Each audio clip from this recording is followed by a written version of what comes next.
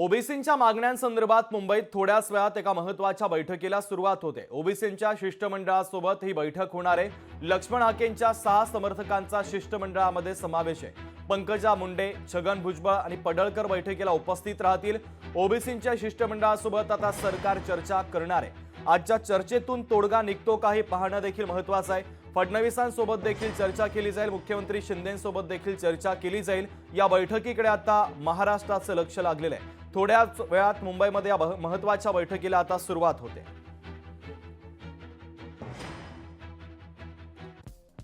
तर पंकजा मुंडेंनी जे ट्विट केले ते पाहूयात। राज्यातील नेत्यांचं शिष्टमंडळ लक्ष्मण हाके यांना वडीगोद्री येथे जाऊन भेटल्याचं समजतं ते योग्यच आहे।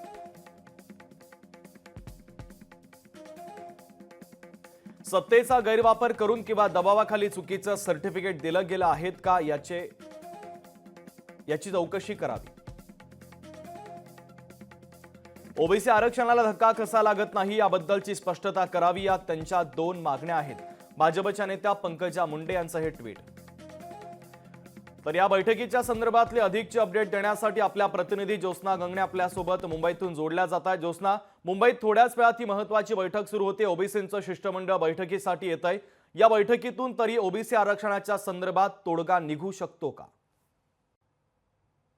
शुभम अगदी बरोबर आहे। राज्यामध्ये ओबीसी आरक्षणाचा प्रश्न जो आहे तो दिवसेंदिवस गंभीर होताना पाहायला मिळतं। एका बाजूला अनेक वेगवेगळ्या जिल्ह्यामध्ये जे आहेत ते ओबीसी समाजाचे नेते कार्यकर्ते जे आहेत ते उपोषणाला बसले आहेत, तर दुसरीकडे मराठा आणि ओबीसी हा जो वाद आहे तो चव्हाट्यावरती येण्याची शक्यता आहे। आणि त्याचमुळे जे आहे ते आता मुख्यमंत्री एकनाथ शिंदे यांच्या नेतृत्वामध्ये मुंबईतील सह्याद्री अतिथीगृहावरती जे आहे ते उपमुख्यमंत्री अजित पवार यांच्यासोबत जे आहेत एक महत्त्वाची बैठक सह्याद्री अतिथीगृहावरती होणार आहे। या बैठकीसाठी जे आहे ते कॅबिनेट मंत्री छगन भुजबळ, त्याचबरोबर विरोधी पक्षनेते विजय वडेट्टीवार जे आहेत ते सुद्धा उपस्थित राहणार आहे। मात्र विरोधी पक्ष विजय वडेट्टीवार जे आहेत ते सध्या विविध जिल्ह्यातल्या ओबीसी नेत्यांची भेट घेत आहेत, कार्यकर्त्यांची भेट घेत आहेत।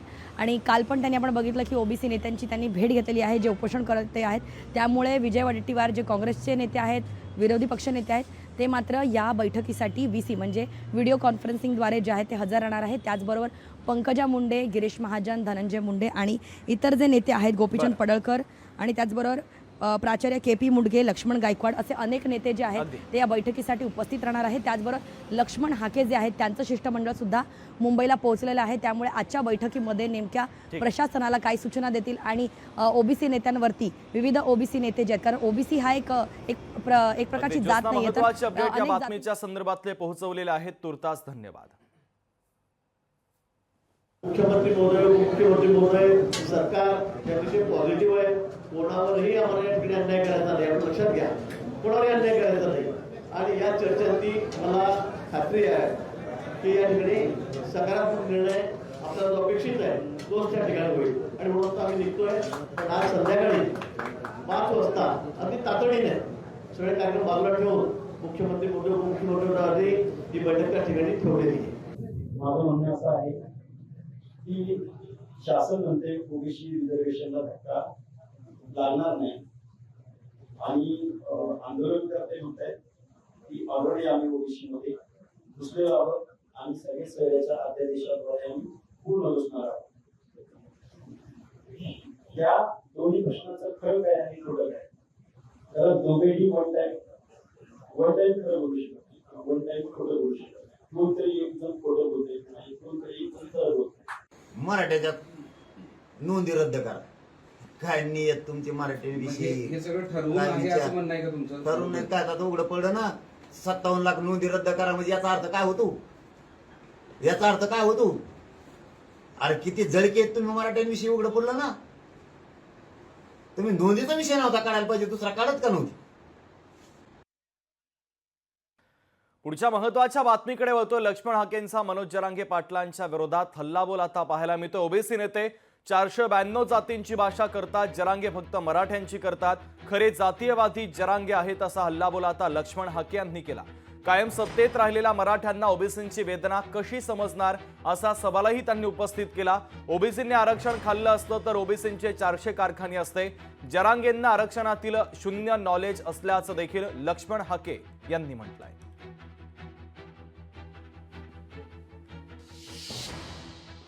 आरक्षणामुळे ओबीसी खूप पुढे गेलाय असं नाहीये। आरक्षणामुळे ओबीसीने 100-200 कारखाने काढलेत असं नाहीये. ओबीसी आरक्षण मिळालं म्हणून ओबीसीचे 5-50 जज झालेत असं नाहीये. ओबीसीला रिझर्वेशन दिलं म्हणून ओबीसीचे 5-10 खासदार झालेत असं नाहीये. त्यामुळं मराठा समाजाच्या तरुणांना माझी विनंती आहे, आमच्या भटक्या विमुक्त जाती जमातींच्या ओबीसीच्या आमच्या ह्या लोकांच्या पंक्तीत का म्हणून यायचं आहे राजे हो तुम्हाला. आता भुजबळांना टार्गेट करायचा प्रयत्न करू नका. जरांगे साहेब, तुम्ही मुंडे बंधू भगिनींना टार्गेट करायचा प्रयत्न करू नका. महादेव जानकरांना, गोपीचंद पडळकरांना टार्गेट करायचा प्रयत्न करू नका. एकाला टार्गेट करायचं आणि बाकी आमचे भाऊ भाऊ म्हणायचं असलं कूटनीती बंद करा. ओबीसीचं आंदोलन आत्ता सुरू झालंय, 9 दिवस झालं. आम्ही मोर्चे एल्गार मेळावे घेतले होते, पण आम्ही कुणाची नासधूस केली नाही, आम्ही कुणाला चॅलेंज केलं नाही. तुम्ही काय म्हणालात, ओबीसीचा उमेदवार उभा राहिला तर याच्या पुढच्या 5 पिढ्या निवडणुका लढणार नाहीत असं मतदान करा. कोण करतंय जातीयवाद? महाराष्ट्रातल्या सगळ्या लोकांना माझी कळकळीची विनंती आहे, विचाराची लढाई लढली जाऊ शकते. कधी काळी काट्या कुऱ्हाडी तलवारी वेपन्सद्वारे लढाई लढली जायची, आता लढाई विचारानं लढावी लागेल. हे कायद्याचं राज्य आहे. जरांगे, तुम्ही संविधानिक मार्गानं आंदोलनं तुमची चालली होती, आम्ही पाहत होतो. पण जरांगे, तुम्ही बीड शहर जाळलं, टार्गेट करून ओबीसी नेत्यांना बदनाम केलं. लोकशाही मराठी ऐका, पहा, जागरूक रहा.